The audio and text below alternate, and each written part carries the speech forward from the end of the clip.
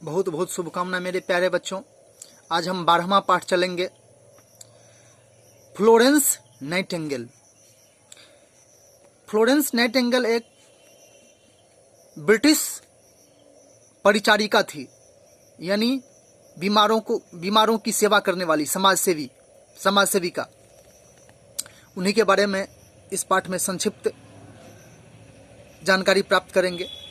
संसार में पुरुषों की भांति अनेक ऐसी महिलाओं ने भी जन्म लिया है जिनके जीवन का उद्देश्य सांसारिक सुख भोगना नहीं बल्कि समाज सेवा रहा है। फ्लोरेंस नाइटिंगेल एक ऐसी महिला थीं। प्रस्तुत अध्याय में उनकी सम्मानजनक मानव सेवा की संक्षिप्त किंतु अविस्मरणीय झलक है। एक छोटी सी लड़की ने एक दिन लंगड़ाता कुत्ता देखा। उसे उस कुत्ते की हालत पर तरस आया और अपने घर ले जाकर उस कुत्ते की मरहम पट्टी की। लड़की की देखभाल से कुत्ते की टांग कुछ ही दिनों में ठीक हो गई और वह अच्छी तरह चलने फिरने लगा। यह छोटी सी लड़की फ्लोरेंस नाइटिंगेल थी, जिसे बचपन में ही अपने आचरण से होनहार वीरवान के होत चिकने पात की कहावत को चरितार्थ कर दिया। इस चरितार्थ का भाव यह होगा कि जो होनहार पुरुष होते हैं, जो विद्वान व्यक्ति होते हैं, उनकी आगामी जीवन की झलक बचपन में ही दिखाई पड़ता है। लेकिन यहाँ वीरवान का शाब्दिक अर्थ होता है वृक्ष। कुमारी नाइटिंगेल को बचपन से ही बीमारों की देखभाल का शौक था। वह गुड़ियों के खेल भी इसी तरह की खेलती थी। गुड़ियों को बीमार समझकर उनकी सेवा शुश्रूषा ध्यान से करती थी। घरों में बीमारों की सेवा करने के जो मौके उसे मिलते, उन्हें वह हाथ से न जाने देती और उनकी सेवा करके बड़ी प्रसन्न होती। 1.5 शताब्दी पहले ही, शताब्दी का अर्थ होता है कि 100 वर्षों का समय, 1.5 शताब्दी पहले बीमारों की परिचर्या मतलब देखभाल का महत्व लोगों को मालूम नहीं था, मगर आजकल तो यह एक व्यवस्थित विद्या बन गई है। इसका बाकायदा अभ्यास होता है, जिसका श्रेय कुमारी नाइटिंगेल को जाता है। कुमारी नाइटिंगेल का जन्म एक प्रतिष्ठित परिवार में हुआ था। उस समय बीमारों की शुश्रूषा करना छोटे दर्जे का काम समझा जाता था। अस्पतालों में असंस्कारी और नीचे दर्जे के लोगों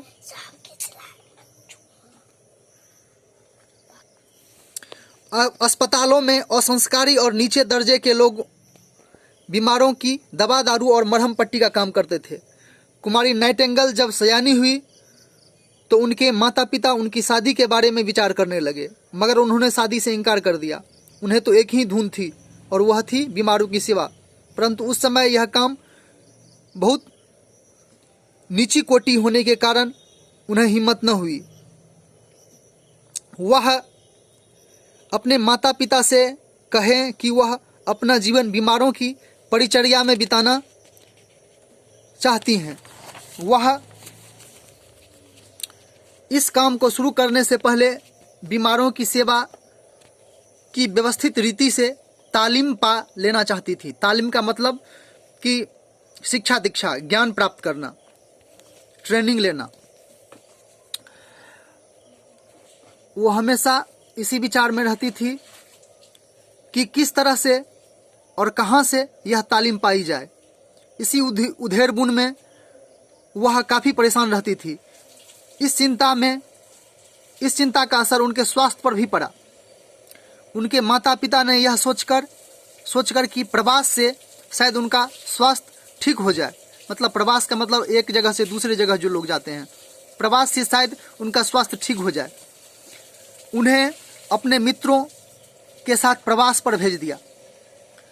पहले वह मिस्र गई। प्रवास में जब मौका मिलता वह रास्ते के गांवों में चली जाती और लोगों का हाल पूछती। वह अलेक्जेंड्रिया में कुछ फ्रांसीसी सेविकाओं से मिली। ये सेविकाएं गरीब और पीड़ित लोगों में काम करती थीं।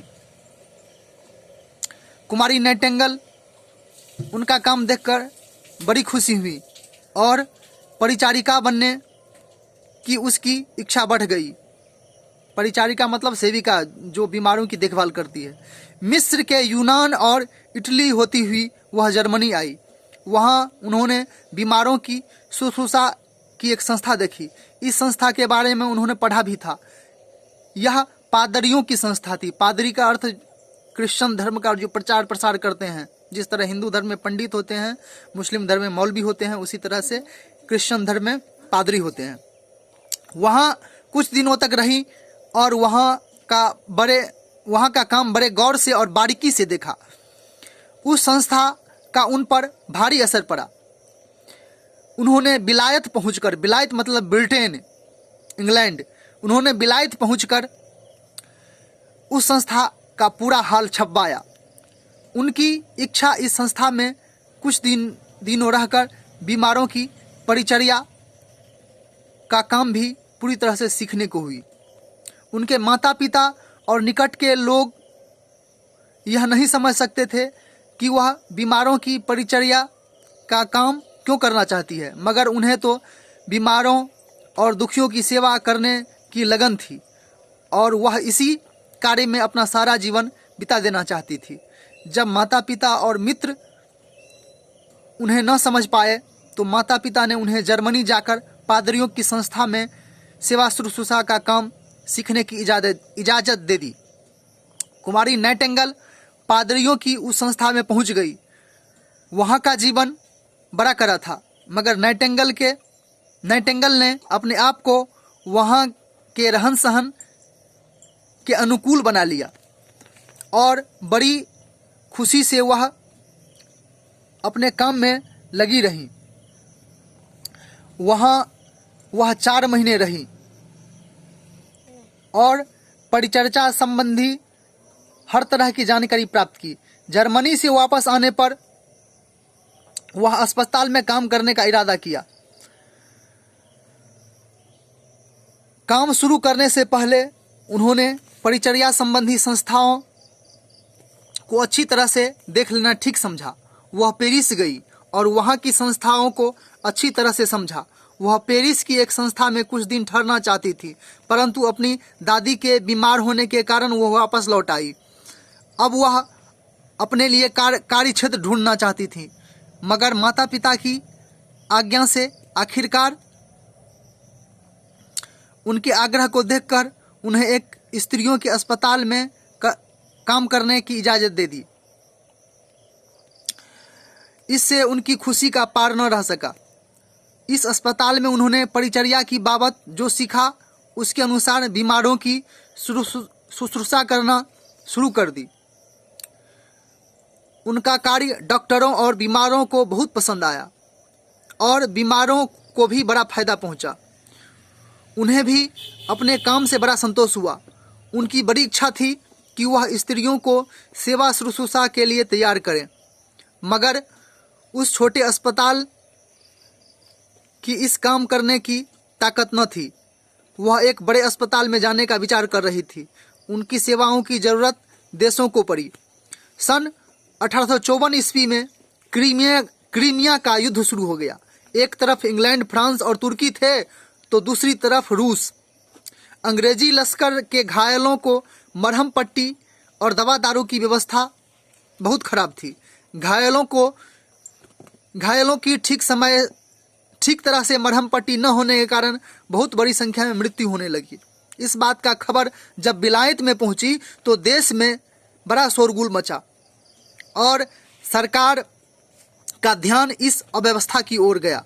युद्ध मंत्री ने बहुत सोच विचार कर घायलों की सेवा शुश्रूषा का काम कुमारी नाइटिंगेल को सौंपना तय किया। कुमारी नाइटिंगेल ने यह काम बड़ी खुशी से स्वीकार किया। वह अपनी 48 परिचारिकाओं की एक टुकड़ी के साथ युद्ध क्षेत्र में पहुंची। फौजी अस्पताल में जरूरी दवाइयां भी न थी। घायलों की मरहम पट्टी ठीक तरह से न होती थी। उसके पहनने के कपड़े बड़े गंदे रहते थे और उनसे बदबू आती थी।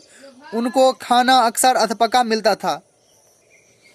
कुमारी नाइटिंगेल ने धीरे धीरे इन सब कमियों को दूर करना शुरू किया। कुछ ही समय बाद घायलों को साफ तथा रुचिकर खाना मिलने लगा। उनके बिस्तर तथा पहनने के कपड़े साफ रहने लगे। उनके जख्मों की मरहम पट्टी समय पर और ठीक तरह से होने लगी। अस्पताल में जरूरी दवाइयाँ भी आ गई। बीमारों का दुख दर्द दूर करने के लिए हर समय परिचारिकाएं अस्पताल में रहने लगी। इन सब चीज़ों को करने के लिए कुमारी नाइटिंगेल को बड़ा श्रम करना पड़ा। सिपाहियों में वह बड़ी प्रिय हो गई। रात को जब सब सो जाते तो वह अपने हाथ में दीपक लेकर बीमारों में घूमती और उनका हाल जानती। घायलों की ऐसी देखभाल का परिणाम यह हुआ कि मृत्यु दर 42% से घटकर मात्र 2% रह गई। युद्ध समाप्त हो जाने पर वह अपने घर लौट आई। देश ने उनकी सेवा की कद्र की और उन्हें 50,000 पाउंड की एक थैली भेंट की। इस रकम से उन्होंने परिचर्या विद्या सिखाने की एक संस्था खोली। बीमारों की देखभाल पर उन्हें एक छोटी पुस्तक भी मिली। वह मरते दम तक बीमारों की सेवा के काम में लगी रहीं। यह उनकी कोशिशों का परिणाम है कि इंग्लैंड में बीमारों की परिचर्या को इतना महत्व मिला कि इस कार्य में कुलीन स्त्रियां भी आने लगी। कुलीन मतलब जो अच्छे कुल की होती है। धन्यवाद मेरे प्यारे बच्चों।